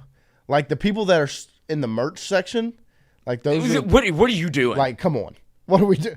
You're gonna get a sock monkey with a Buc-ee's shirt on, and it's like $45, and you're gonna match it. I guess my fast food spot would be. It's tough. See, you're going to make fun of me because you're going to say that I'm fat. I love a burger spot that will let you get a triple. Jack in the Box? Jack in the Box will do it. Whataburger does a triple. Burger King, you can do a triple Whopper. They used to have... Wendy's, you can do Dave's triple. That's disgusting. I know. Yeah, I'm a monster. But... They used to have... There was a group of people. I love that this is the conversation we're having. Let's have it. Like the people in college before I was in college, like my friends, like his cousins, they had Stacker Tuesdays. Whenever the BK Stacker was a thing, they would get a stacker, double stacker, triple stacker every Tuesday. And I was like, we can't be living like this. Like, this can't be a thing to look forward to. Of course it can. But why not? They had the stacker sauce. Yep. We'll see, like, for me, when I'm, like, starving. Like, there would be days that, I have long school days, whatever, when I was at LSU, and I get out of class at, like, 2:30, and I didn't eat breakfast, and I haven't eaten because I've been in class the entire day. I would just drive over to Whataburger and get a triple and just... That's just, yeah. I'd sit in the car and have it. Onion rings? Like, no, I don't like onions. Not an onion guy. But is Express Bowl considered fast food? I was going to say, Chaz Va. Son works for Buc-ee's. Dude, I couldn't work there. Also, you get paid a fuck ton. Yeah, no, they get paid well. It's crazy hours. They're taking care of. And, like, crazy, like, hours per day or whatever. Like, the hourly rate is awesome. Yes. No, they wouldn't work there. I would get of. fired immediately. Yeah, no, I wouldn't do it either. But they do get taken care of. Baconator. Baconator, solid. Glimmer, the Central Sonic on Hooper and George, elite. Amen. That's the spot. Dude, Sonic is solid. Because the Sonic, there's two Sonics in Central. There's the one on Hooper and Jor, and then there's the one on Greenville Springs. And there's a massive difference between the two. It's unbelievable. The one on Greenville Springs, you'll sit there for 2 hours waiting for your food. The McDonald's on across the street from Guarantee was like no bueno. Yeah, like would be late for work if you're 30 minutes early. I tried to Sonic do it on there, the way to class one day. Fire. Yes. Well, that Sonic is the one. It's a drive-through. Yeah, you got to drive through. I tried to stop at that McDonald's on Government on my way to class. You wouldn't make it. I ended up having to leave and not get my food, which was the hardest decision for me in the world. Yeah, I had to do that for work like twice. Yeah, where I was there early, have to do like radio hard in, hard out. And I was like, there's no fucking way they're gonna make me late for this. Right? Like, no, 100%. Like, is anybody in there? No. Okay, I paid. Where's nothing? I gotta go. Yeah. No, I mean, I would. It was so. I don't think you understand the moment I had sitting in that car when I was like, do I skip class and get this McGriddle, or do I leave the McGriddle and go to class? It was quite the moment. Class is different. It was quite the moment. Seville. Yeah, I said Hooper because, and this is a debate in Central. Is it Hooper or Hooper? Because it's Hooper. Whopper? No. What's a Hooper? That's the name. It's a street. It's a road. Oh. Hooper Road. But a lot of people call it Hooper because it's spelled like a Hooper. But I say Hooper. And it's kind of a point of contention. Yeah, I don't think is that where you almost murdered yourself? No, that was Greenville Springs Road. Yeah. Bad Sonic. And it's bad wreck as well. But yeah, no, I mean I do enjoy the Whataburger, also elite. Andrew Messina, I agree. Oh, honey butter chicken biscuit. Yeah, hard to validate. No, not at all.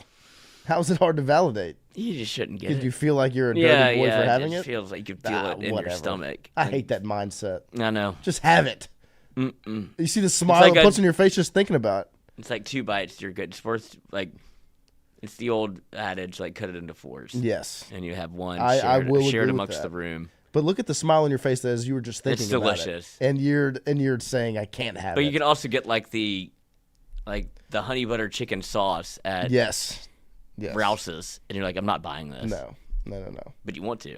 Of course. I mean, the thought is going to cross your mind. Should I? I always put a little dab on my Shall finger. I or shan't I? And walk away. Nah. You're a dirty dog in these stores, obviously. I love to steal. Yeah, I can tell. He's got sticky fingers over there. It's got the honey butter on it. I wish I could steal more. Do you? Yeah, like more important stuff. Okay. Like, you can't. My next venture is I'm gonna get big beef jerky because I'm tired of paying. It's unbelievable. $18. It's unbelievable. It's like $1 a piece. Even if you just get like the little dip I could can. eat Outback. You can get the little dip can of beef jerky. I used to do that too. But that's like $10. It's insane. I'm getting like shreds. It makes me so mad.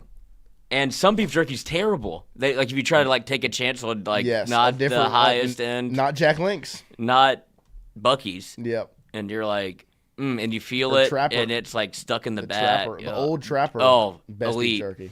The best beef jerky you can find for the best price. Karshner's.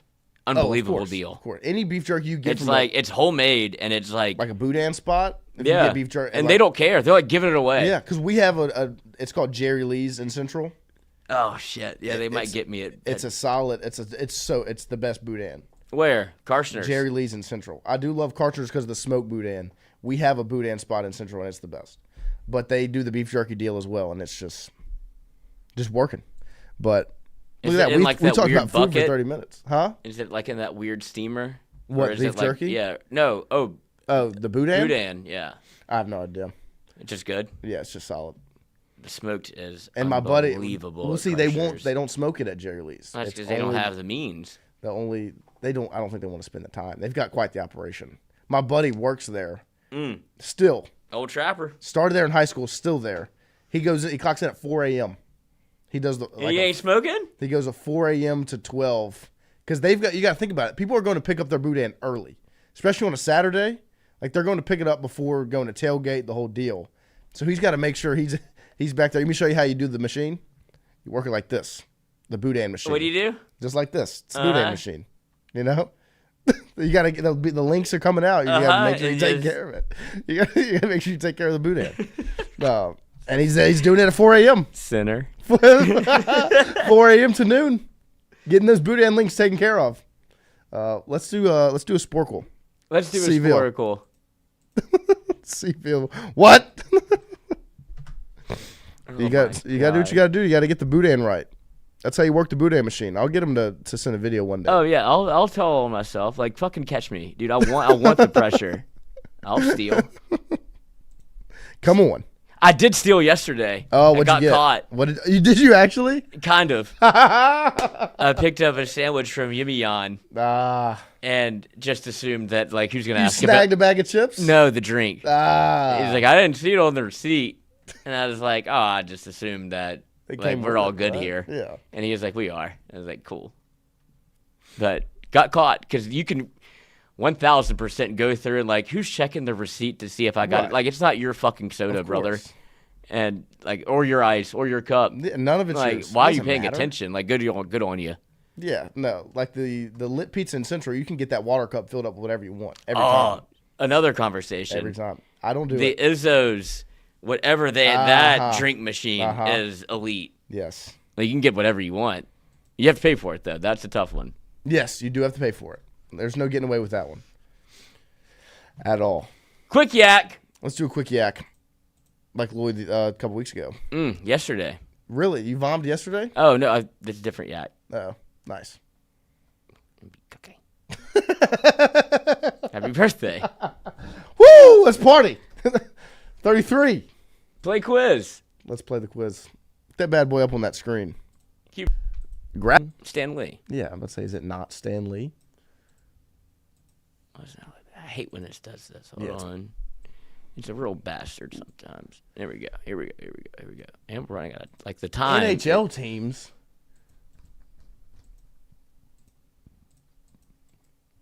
So Stan Lee obviously is answer number 1. And then the 2 dog breeds to make a cockapoo would be a poodle. And a Shih Tzu. No. Called a bullshit. Bulldog. That's the best joke ever when you're 10 years old. Yeah. You know what a bulldog and a Shih Tzu make? A bullshit. I mean, it's from Dumb and Dumber. Like, it's the best. You know you're not smart, whatever. Like, pull over. It's like, no, it's a cardigan, but thanks for noticing. And you say it like, do you know what a cardigan is? Like, absolutely not. But joke is elite once you figure it out. Yeah, once you put it together. I got a camel. You ever heard the most annoying sound in the world? Guys. Let's see, the 3 first names of Michael Jackson's children.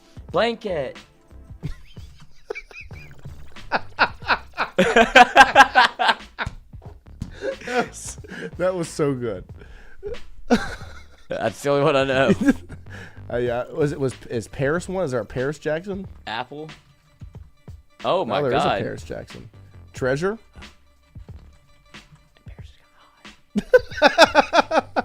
There's one. It's a.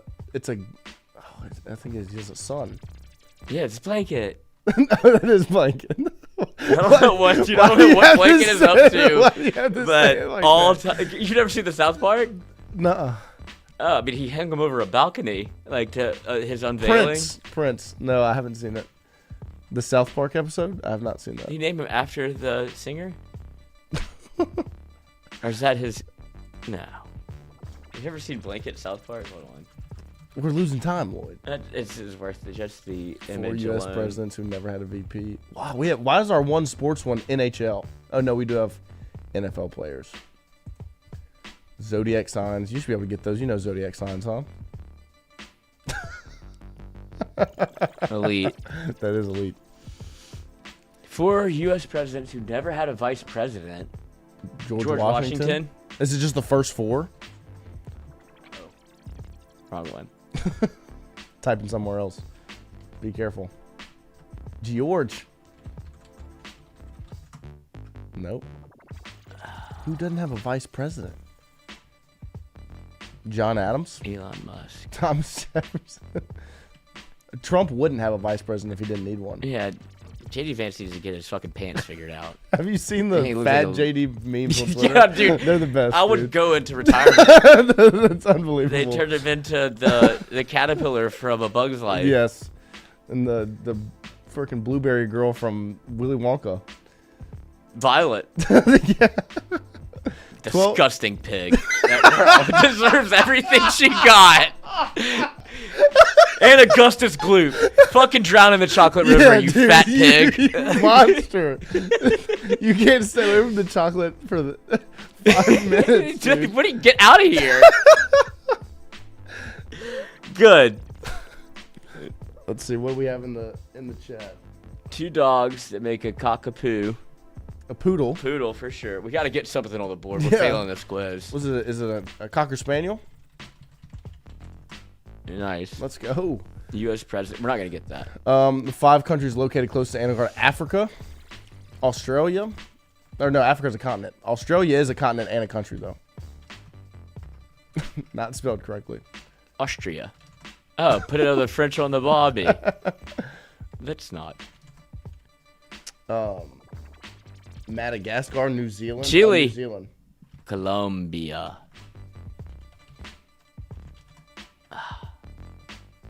Called a pass from both. Let's do the sports one. Called a pass from both Tom Brady and Peyton Manning. Whites. Like, think about it. Wes Welker. Yeah. Who's the other guy that got concussed all the time? Stokely? Did he do both? Dallas Clark. Eric Decker. See? The Decker catch from, I don't know if he ever caught from Brady. Oh, the zodiac sign should be easy. We should knock the 12 zodiac signs out, huh? Libra. Cancer. Don't have it. I'm a fish. I'm a Capricorn. Pisces. Capricorn.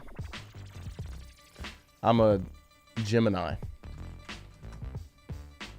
What else? Center. What else is there? A Sagittarius. Oh, I feel like that was close. I think it's an I after the. I can't do spell check on here. Yeah, it sucks. Aquarius, Taurus, Leo. Taurus for sure. Leo. Taurus. And then there's Aquarius. It's like naming. Do you want me to start spelling? Do you want me to spell it out for you? I mean, A. It's like Aquarius. R-I-U-S. A-R-I-U-S. There we go. And then Sagittarius, SAGGITARIUS.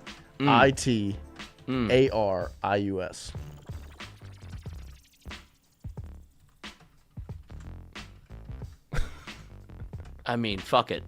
I know it's just one G, not two G's. No, I was going to say it sounds like a GITTARIUS. You put OUS. IT. I can't spell it. Yeah, dude. whatever. I'm out on Sagittarius. Fucking whatever month that is, you're good luck. What's the other one? Virgo? Give me Leo again. Virgo. God damn I it. can tell you actually got pissed off. That's awesome. That's when I had to spell. The first word I missed in the spelling bee was stomach ache. Because tough one to spell. Not at all. Stomach. Right. And then again with an E. Yes. I didn't think that was one word. First of all, it's a cheat question. Like it should be easy. Stomach, I know how to spell. Ache, I know how to spell. Yep. But when you try to do it out loud, like try to spell it right now. STOMACHACHE. See how you could get confused when you're like not really thinking about it? I guess if you can probably throw the E in the wrong place. And just be like stomach ache. Yeah. It just threw me off. I was like, I really got like Billy Madison to like, this is bullshit. This is not one Scorpio. word. Yeah. Oh. Yeah, no, it's not Billy Madison. I got hoity-toity. I had to throw a hyphen in there. That. Got it right, though. We already did Libra. I think Sag is the only one left. Oh, Conkle spelled it. I'm copy and pasting. Can I? All right, hold on. Probably not. Bob Saget. God damn it. Okay, it's just like, it's not a real word. Okay, NHL teams are giving us some Maple Leafs, Rangers, Penguins, Red Wings, Bruins stuff. Yes! Yes! Yes! Kimberly, let's yes! Go! You got it. It totally took me 8 minutes. Okay, Bruins. Grover Cleveland. Who was JFK's backup? Lyndon B. Johnson. Lyndon B. Johnson. Oh, fuck. God. You thought you had that one. Oh, we gotta go. NHL teams. Red Wings. Red Wings, Leafs. Leafs. No. Maple Leafs. Okay then. The Canadians. Okay then. But it's an E. I know how to spell that. Good job. Bruins. Red Wings. Got that one. That one's already okay. And then Rangers. Oh, the Stars? Damn it. Nope. Rangers for sure. Who else? What about the Islanders? What about the Canucks? No, wow. What about the Winnipeg Jets? The Blackhawks.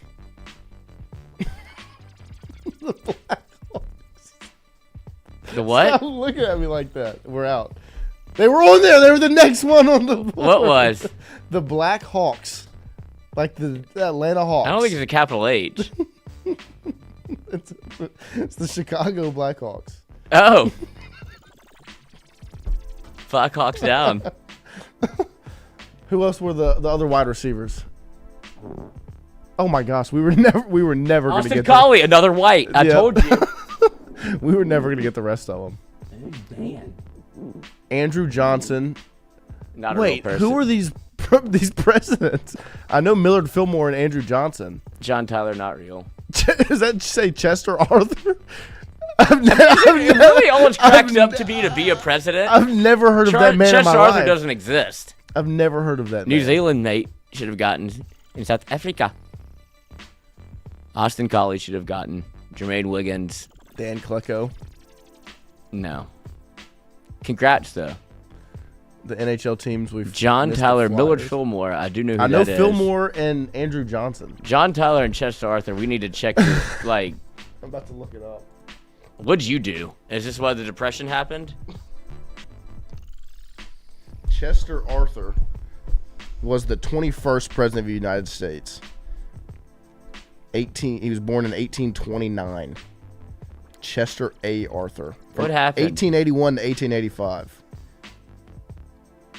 He was James Garfield's vice president. I've heard of James Garfield. Yeah. Who was our other one? John Tyler? That sounds like a country singer. This is the 10th president. He was the president from 1841 to 1845. These are more fun than the Immaculate Grid.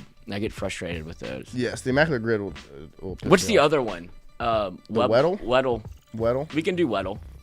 We can do Weddle. We can do Weddle. I had another. I'll just save some of these. Or we can also do a dribble. Remember when you connect the basketball player to No. their teammate? We'll do a Weddle. Okay, I'll do. Well, it is basketball Shane LeBlanc. season. What do you mean? My comments? I never studied history. I took 2 history courses in college. Oh, another way I know to some history. if you are a college kid, hear me Uh-huh. out. History 1003, 1005, any of those. Sit in the first row. You get a blue book. You get to pick the question that you get. So be selfish. Study for one question. Pick that one because they give you like 5 prompts or 3 prompts, and it's going to Okay. be one of these Right. 3. Cheat. Take advantage of being smart enough to be the first person to pick the question. Like, I don't know how they haven't figured that out yet at school. Like, nobody had to study if you only have to know one thing. As opposed to 3. I mean 100%. You only have to know one thing. I didn't fail, Shane. I passed it. No, you're smart. I've got my degree. But I mean, I don't know history. I like don't need to know the 10th and 21st presidents. I also this came up on something. What? Like a memory. Uh-huh. Like on your phone. Forgot I graduated from Northwestern State without one class. They just were like, "You're done." And I was like, Get rid of you. perfect. Get out of here. Had a 3.6 GPA. Had no clue. Great job. Great job. What was your GPA at LSU? Oh, That's enough to where they kept tops. That was There the we go. goal. There you go. Because otherwise, you're going home, brother. Yeah. No, 100%. I can't pay for Oh, this this. isn't it. Can't pay for this. What's the basketball one? What for the Weddle? Yeah, It's that was Pirtle? just dribble. Oh, dribble. Yeah, dribble's the teammate one. You can do that one. What's the other one? Pirtle. Like Jakob Pirtle. You ever heard of him? Say no, but I know that's a person. Poltl, something like that. Yep. Poeltl. Ducktown. Never heard of this person. Of course, I slept through the classes, Shane. I had to sleep at some point. Another history hack that wasn't a hack at all was like you would get high to go. Oh, yeah? Like, I'm going to pay more attention. No. No shot. In history class? Well, yeah, you're like, maybe this will make it interesting. Because I do feel for history teachers if they're like super passionate about it. Well, I like history. I do too, but make it interesting. Yeah, yeah. But some of them would be up there like old school chalkboard. Right. And like tell the story. And you're like, oh, maybe if I was high, this would be fun. And then there's just drunk history, which is way better. Have you liked the show? They don't do a show? Drunk history? And it's like not factually correct. Right. And any yeah. They're just having fun. Aaron Burr shot Aaron Burr. But I'll take that for gospel. Because it's fun. All right, so just any NBA player. You obviously know who we're going to start with. LeBron. It's the easiest decision ever. Oh. Noah Tingle. Hello. Good to see you. Let's see if it's going to help us in any. All right. 6'9" is 6'9". Exactly. Andre Karolinko. Obviously younger. This is current players, Lloyd. Oh. Obviously younger than 40 because LeBron's the oldest in the league. In the East, number higher than 23. Rudy Gobert. 6'9", though. Oh, he's 7'2". Karl Anthony Towns. Not a forward, so we're going to go Russell Westbrook. Short. Just go Ben Simmons. It was Ben Simmons last time, Yeah, it was was not? Ben Simmons last time. If it happens twice, then we're not playing this ever So, again. okay, which number do you want to do the show silhouette? Because the silhouette gave it to us 100% last time. No, we're not doing show. We'll do it if the last one. There you go, Ben Simmons, just to see if it helps us. Okay. Younger? Oh, he's on the Clippers now? Interesting. God, that's crazy. I had no idea. Gun to head, would not know. Nope, would have no clue. So in the East, number higher than 25. Shorter than 6'10". Ugh. Not a guard. So it's like a center that's 6'9". What number is Draymond? Oh, he's West. West. Yeah. Let's go. Who's my Nas Reed? That's in the West. Fuck. Do Trendon Watford.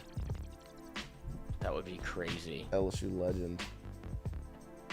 He really pissed me off in that Texas Tech game. Okay, it's in the East. Yeah, was that Matt McClung? Yes, killed us. I remember After three.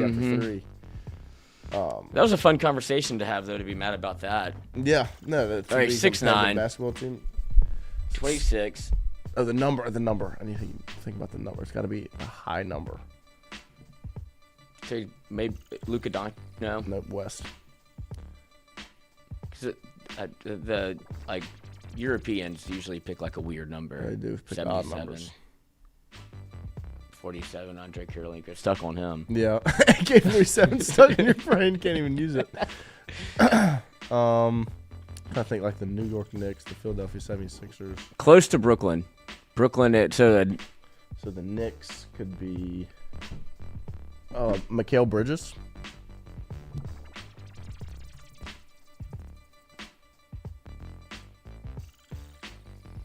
Nothing.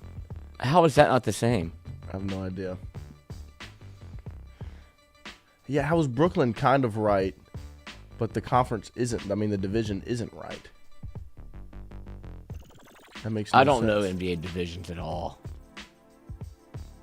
Here, I think I might have just do Sadiq Bey. Saddiq, I think. Bey. Just do his last name. It should pop up. Bey.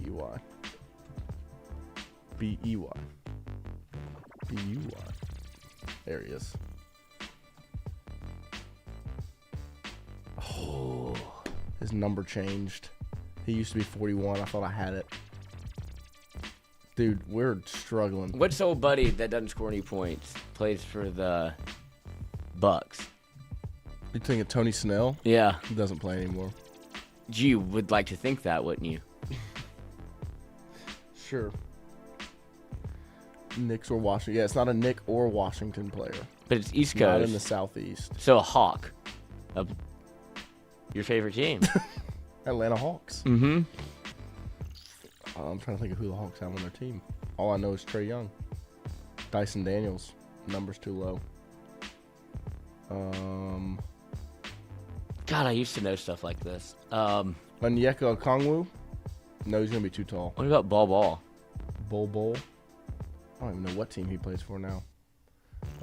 We could have a wizard. Oh, no. Do Franz Wagner. Wanger.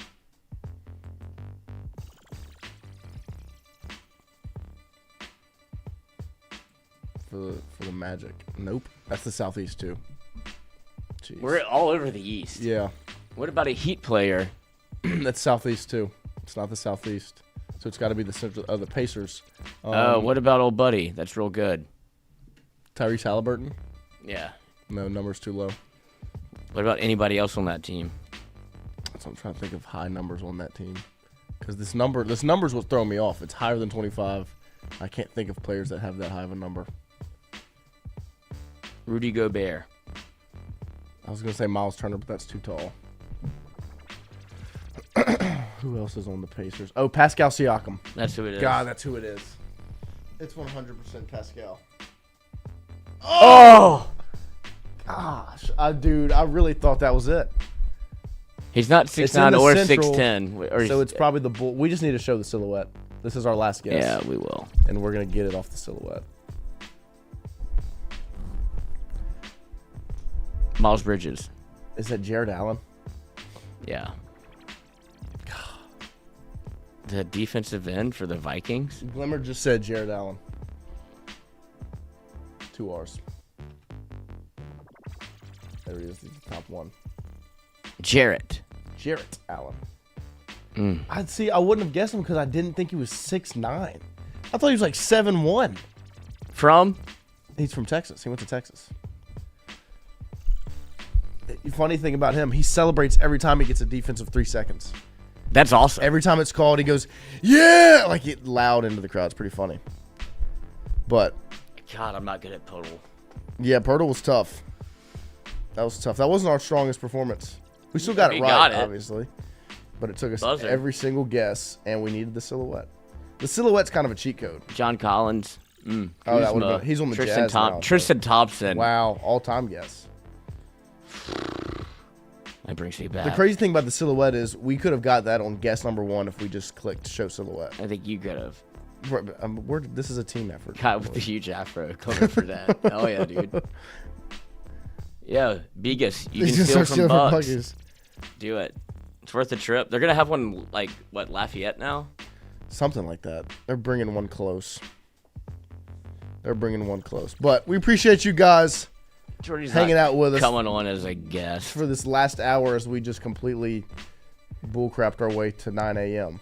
Loved it. Loved every second of it. That's part of the job. We appreciate you guys hanging out and being a part of it with us. Ben Wallace. Legend. Elite. Legend. Looked like he was wearing spats on the basketball court. Those Reeboks were nasty. And and his shoulders. And he accented it well with where he put the armbands. Yes, the armbands were placed very strategically. We'll be back tomorrow morning, 7 to 9, as LSU baseball against North Alabama this weekend starts tomorrow night. We talked plenty LSU baseball. We covered it. Yes. LSU women's basketball tomorrow night against the winner of Alabama and Florida, I believe. They'll lose. Will be the matchup. And then LSU men's basketball against Texas A&M this weekend. Not much to talk about there. LSU football. Hopefully we find out about a D-line coach before tomorrow or before Monday. So we'll be back tomorrow morning. We'll see you then. Well, follow the Culotta Show on Twitter. We'll break the news. Yes. We'll be right or we'll be first? Only time will tell. I'm not worried about being first ever. Ever. I have notifications on for other people I trust to be first. Because I'm fine. That's a good I'm motto. fine being in third. It's gonna do. People are gonna like it regardless. They're gonna retweet it. Watch party soon. Yes, P-Dub. We're gonna work. We're gonna figure that out. March is gonna be a good watch party month with women's March Madness, baseball, SEC plays getting started. I can't wait to do a baseball watch party, it's a legit awesome. one. It's Texas. gonna be awesome. Yep. Or should we do Mizzou? Well, I might go. It's a home series. Yeah. And then shout out YouTube. And then spring football starts this weekend. That'll help us out a lot. Spring football starts on Saturday, and we'll do some coverage for y'all there, obviously. So we'll be back tomorrow morning. Love you guys. Clone.